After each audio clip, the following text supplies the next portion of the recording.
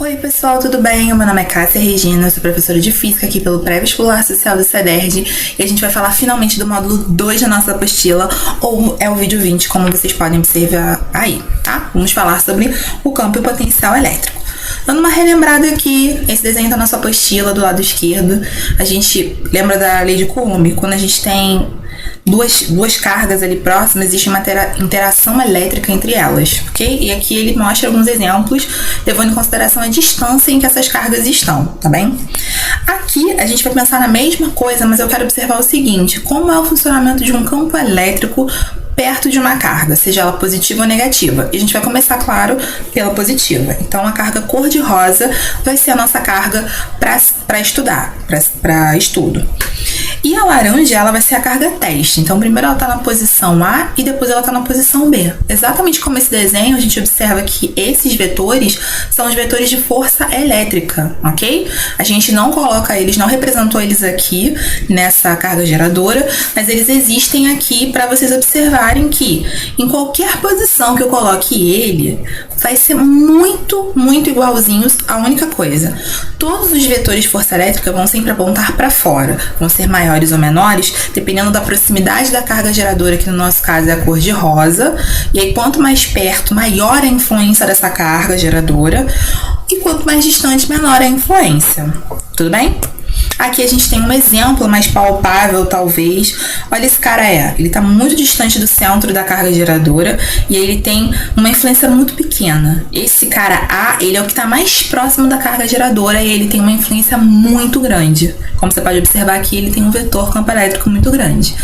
Isso é para uma carga positiva. E aí, pensando numa negativa, se eu coloco uma carga teste aqui, positiva, como que vai ser o vetor força elétrica entre eles? Vai ser um vetor de aproximação, ok? Um vetor para dentro. Então, o que a gente diria? Qualquer carga teste que é colocada aqui ao redor, ela vai sempre apontar para dentro o vetor da força elétrica, beleza?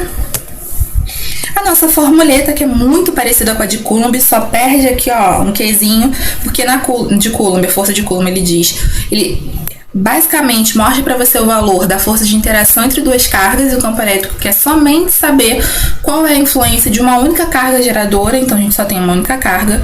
O K0, que é a constante eletrostática, que se for no vácuo vale 9 vezes 10 elevado a 9 Newton metro quadrado por Coulomb quadrado, tá bem? E aqui tem a influência da distância, né, inverso, exatamente como lá. Quanto mais próximo da carga, maior, né, quanto menor a distância, ou seja, mais próximo, maior era a força aqui, maior vai ser o campo elétrico, tá bem? Unidade de campo elétrico: Newton por Coulomb ou volts por metro. A gente já vai falar desse volts aqui em breve, tá? Se eu coloco duas cargas de sinais opostos próximos, a gente observa que as partes externas, tanto a direita da carga negativa quanto a esquerda da carga positiva, eles têm simplesmente o que seria normalmente dela, não tem influência de mais ninguém, segue o fluxo. Mas no meio delas, aqui no centro, o que a gente tem? Exatamente uma sobreposição da influência das duas. Então é como se as cargas saíssem. Como não? É exatamente assim. As cargas saem, os vetores campo elétrico saem da carga positiva e entram na negativa, ali em comum acordo. Lembre disso, guarde essa informação aqui, tá? Para cargas de mesma espécie, a gente observa a repulsão, tá bem? E uma observação: campo elétrico no interior de condutores é nulo. Por quê? Todas as cargas são iguaizinhas. Vamos supor que tem vários prótons ali dando mole. O que eles vão fazer? Eles não querem ficar juntos, eles estão se repelindo. Então, eles correm para ficar o mais distante possível. Então, fica todo mundo na casquinha, tentando se afastar, se repelir o máximo possível. E eles conseguem transitar dentro do material. E o isolante permite? Não, o isolante não permite. Beleza? E um campo elétrico que é muito abordado nas provas é o campo elétrico uniforme, porque ele é muito mais fácil de calcular do que os outros. Então, até aqui, com uma fórmula bem mais complicada, como a gente viu, a gente tem o campo das cargas pontiformes, que geralmente são pontinhos, são pequitititas. Mas aqui nós vamos ter grandes placas eletrizadas, ok? Placas positivas, placas negativas, tá? Tô colocando aqui um desenho 2D e um desenho 3D pra vocês darem uma olhada. Então vamos começar pelo 2D aqui. Uma placa positiva e uma negativa. E aí lembrando daquele desenho lá, o vetor elétrico sai da positiva e entra na negativa. Como elas são totalmente idênticas, só as cargas que têm sinais opostos, mas elas possuem o mesmo valor, o que a gente vai ter? Tudo muito uniforme entre elas, que lá a gente tinha aquela coisa mais redondinha, mais quase que elíptica, aqui não. Aqui a gente vai ter essa coisa linear, maravilhosa, fácil de calcular, coraçãozinho. E aqui nesse 3D cabe uma observação. Quem é a placa positiva, quem é a placa negativa? Sim, pode não aparecer e você consegue descobrir. O que eu sei? Sempre sai do positivo e sempre entra no negativo. Então, ó, se tá saindo da placa rosa, ela é o quê? Isso mesmo, positiva. E se tá entrando na placa verde, ela é o quê? Negativa. Show? Pode não aparecer o sinal. E isso não é incomum, tá bem? E aí, como a gente calcula a força elétrica no meio de um campo elétrico uniforme? Simplesmente, campo elétrico vezes a carga. O campo elétrico é um valor. 10, 20, 30, 5 vezes 10 elevado a menos 7 Newton por Coulomb. Simplesmente é um valor, mais nada. Vezes a carga que também é outro valor. Então, o que a gente está fazendo? Multiplicação, ok? É isso. Tá maravilhoso trabalhar com campo elétrico uniforme. E aqui nós temos uma aplicação prática disso. A gente é recorrente cair questão de impressora, já caiu no Enem. Aqui, vamos começar na vista lateral. Temos um cara positivo e um negativo. A gente joga a tinta ali dentro, né, as gotículazinhas eletrizadas. E observa aqui comigo no desenho. Eu tenho uma carga que ela está se aproximando da placa, olha aí, positiva. Então, quem é esse cara? Ele tá carregado como? Positivamente? Não tá carregado? Tá carregado negativamente? Se fosse positivamente, ele ia cada vez se aproximar mais da carga negativa. Se fosse neutro, ele passa reto. Agora, para ele estar se aproximando da placa positiva, é porque ele é negativo. Tanto ele quer se afastar da negativa quanto se aproximar da positiva. E aí, o que acontece aqui no processo? A gente tem um reservatório de tinta, que sempre quebra, joga no jateador, o que ele faz? Ele pega aquela tinta e pulveriza, transforma em pequenas gotículas, tá? E vem o eletrodo e carrega. E quando ele carrega as gotículas, ele diz assim, você, suba. Então, se a placa de cima é a placa negativa, para subir ele deu uma carga positiva. Show de bola? Tá, e aí como é que a gente faz para carregar esse cara? Como é que a gente carrega essas placas? Uma positiva, beleza, outra negativa. E como é que a gente faz? A gente simplesmente pode colocar numa bateria. Então aqui a gente tem um exemplo de uma bateria de 12 volts. Exatamente aqui. Tá bem? E a gente coloca uma placa no positivo e uma placa no negativo, tá? E aí a placa que tá no negativo fica negativa, a placa que tá no positivo fica positiva. Simples assim, tá bom? A gente vai falar mais de bateria em gerador. E aí observe uma coisa. Se eu tenho duas placas aqui, uma positiva e uma negativa, mesma carga, só sinais opostos, você concorda que, por exemplo, existe um meio que é 0 volts, que é zero carga? E que tem uma mais pra cá, perto do negativo, que não é tão negativa quanto a placa, mas também tem? E tem uma outra que é mais perto do positivo, que também não é positiva que nem a placa, mas que... Entende o que eu quero dizer? Existem planos aqui, né, no nosso caso, linhas, que tem valores intermediários aí de carga, beleza? E mais do que isso, o que o campo elétrico faz quando a gente tem... Deixa eu vir aqui só pra mostrar. Uma carga. Aqui. Exatamente como teve lá na impressora. Se eu tenho uma carga positiva aqui, o que vai acontecer? Ela vai correr para a placa negativa. E uma carga negativa vai correr para a placa positiva. Então, se eu só jogar cargas positivas aqui dentro, o que vai acontecer? Todas vão se direcionar para ao lado a placa negativa. O que é isso? Que você conhece? Corrente. Uma coisa que você já experimentou na sua vida e que não é legal. Só para fazer uma observação, a gente vai falar de potencial elétrico agora. E a unidade para isso é volts, em homenagem a Alessandro Volta. A gente já vai falar sobre eles de novo, tá?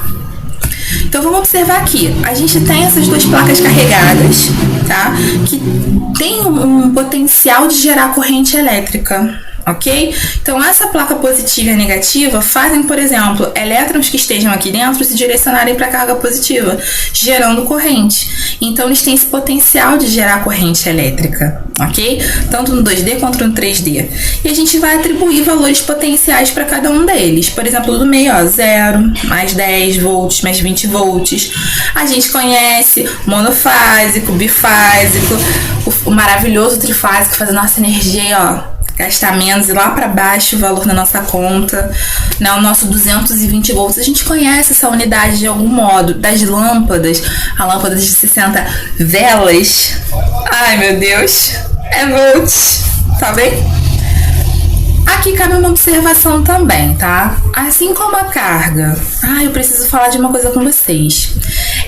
Essas linhas, aqui essas placas, a gente precisa fazer uma observação. Elas têm um nome que se chamam equipotenciais. Todos os pontos dessa placa, por exemplo, têm o mesmo potencial. Então vamos supor que é 0. Todas elas são 0. Todas essas aqui são 10. Todas essas aqui são menos 10. Perdão, todas essas aqui são menos 10 e todas essas são mais 10, entendeu? Todas têm o mesmo valor.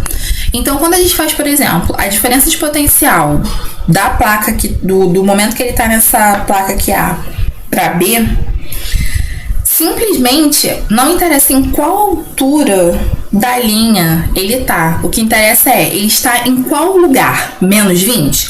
Lá em cima, lá embaixo, no meio? Tanto faz. Ele está no menos 20.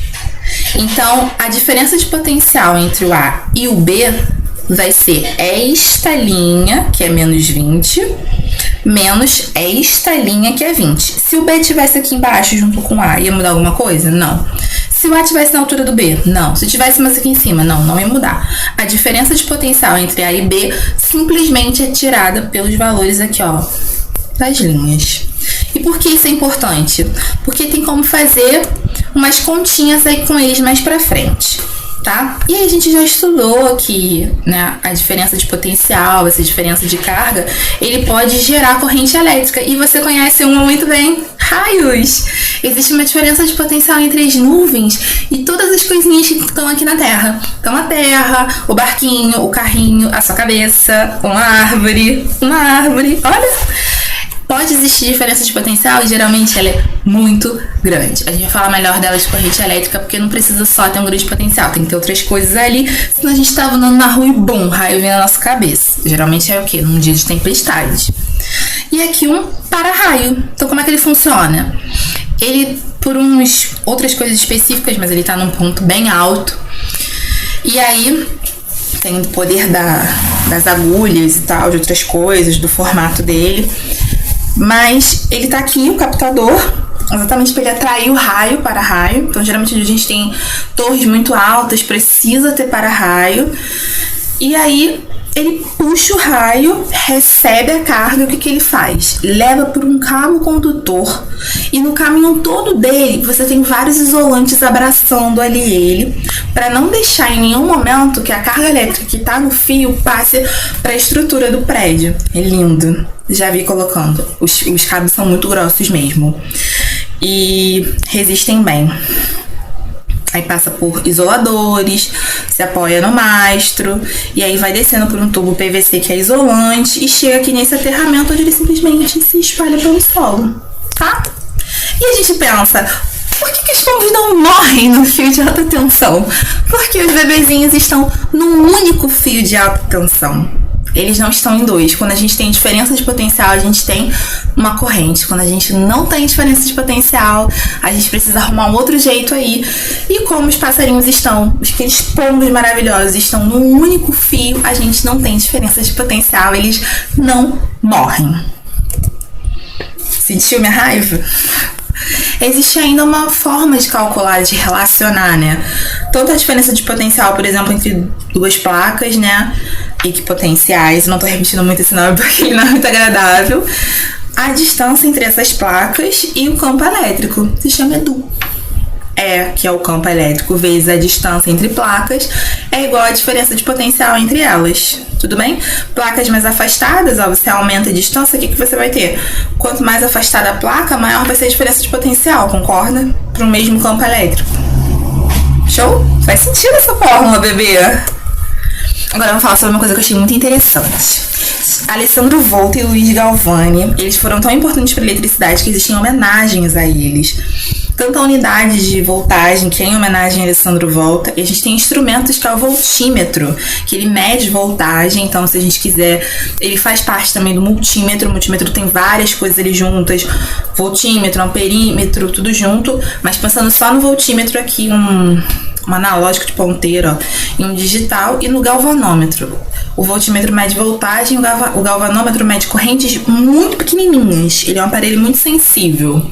Tem outro cara que mede corrente, que é o amperímetro, a gente vai falar deles mais pra frente, tá? E aí, deixa eu começar por Luiz Galvani. Luiz Galvani era, né, conterrâneo ali, moravam Itália, e eram da mesma época. E aí, Galvani faz um experimento com sapos. Ele queria muito desenvolver o uso da eletricidade, que ele tinha observado, um acontecimento paralítico que teve, né, contrações musculares, quando foi colocada nele uma corrente. Ele queria trabalhar o conceito de eletricidade dentro da medicina. E aí, o que ele faz? Pega animais e faz experimentos. Então, ele pegou um sapo, a metade de baixo. Eu nem botei os desenhos aqui muito aprofundados. E ele pega uma máquina geradora de eletricidade, coloca um fio no meio do sapo e outro fio no nervo da perna. E aí o sapo, faz aquela contração. Aí depois, ele fazendo mais experimentos, ele pega um fio de cobre, coloca no sapo e uma outra extremidade do fio ele coloca no nervo e o sapo faz puff. Quando ele faz isso, ele percebe o seguinte: antes, na primeira parte, eu tinha alguém que gerava eletricidade e aí fazia essa contração. Só que agora eu não tenho ninguém, eu só tenho os fios. Então existe uma eletricidade que é uma eletricidade nossa, animal, que não é essa que está passando por aí. Nós somos seres que guardamos uma eletricidade nossa. Ou seja, ele se torna um herege, porque ele está falando, como assim? Deus não... Peraí, esse sapo tá morto, esse sapo se mexe, então ele tem uma propriedade aí que não é divina. Olha só. Beleza? Então ele expõe, ele faz esses estudos, ele se apresenta como tá no desenho, tá? E aí, Alessandro Volta, gente, tá falando da Itália, de 1700 e muito, quase 1800. A galera lá, né? Existe Deus fez tudo. Alessandro Volta fica revoltado e fala: não, eu posso provar pra ele que não existe essa eletricidade animal, que eletricidade é eletricidade, a gente pode produzir com qualquer coisa. A movimentação do sapo simplesmente mostrou que existe eletricidade. E ele cria essa pilha aqui. Ele observa um peixe chamado tremelga, ele faz, né, retorna em estudos antigos que estavam sendo feitos, e existia um peixe que dava um choque na galera dos pescadores que matava eles. E aí ele faz o estudo e observa a morfologia do peixe. E aí ele observa que tem várias células pequenas e ele entende que o grande conjunto daquelas células ali faziam a voltagem ser muito grande. Então ele reproduz aquilo através dessa célula voltaica aqui. Esse aqui é o original, tá bem? Aí ele pega aqui, ó, uma plaquinha de metal, passa um papelzinho no meio embebido em ácido diluído, condutor, e aí bota outro metal, aí passa ali um poucozinho do ácido embebido do líquidozinho, bota o metal, bota o papelzinho, bota o metal, esfrega um pouquinho e faz isso. Nesse processo que ele faz isso, ele coloca 2 fios nas pontas, em cada ponta, e coloca na língua. E sente um formigamento. E ele fala: isso é eletricidade. E, querido, não é do seu animalzinho. Nós não temos essa eletricidade animal. A eletricidade flui pelas pessoas. Eu tenho aqui uma eletricidade que ela é totalmente química. Ele cria essa pilha aqui. Eu não preciso. Temos eletricidade, ponto. Galvani, ele tá errado. Ok? Por que eu falei dele? Porque Galvani tinha um sobrinho que se chamava Aldini. Aldini acreditava no que seu tio tinha falado, morreu na pobreza, morreu desbancado por Alessandro Volta, porque essa pilha foi desenvolvida, foi trabalhada por outros cientistas da época e criou grandes possibilidades dentro desse campo da física e da química. E aí, o que Aldini faz? Ele expande os experimentos do tio para animais grandes, faz experimentos, faz apresentações, até que ele consegue um condenado que foi enforcado. E aí ele faz esse experimento, que eu não vou detalhar o que é, e o cidadão, claro, com a passagem de corrente, tem a contração muscular. E aí todo mundo fica, oh, meu Deus, meu Deus. A gente sabe que, na verdade, ele está mostrando. Todo o conhecimento de hoje comprova que o experimento está correto, mas não pelos motivos que ele imaginava, né? Não é essa eletricidade animal. Mas isso toma grandes proporções e chega aos ouvidos de Mary Shelley. E aí ela tem conhecimento sobre essa história que foi feita com esse condenado, enforcado. E aí ela cria a história de Frankenstein. E a gente tem hoje esse grande best-seller graças à eletricidade. Então, queridos, espero que todos estejam bem, bons estudos, fiquem em casa e beijo.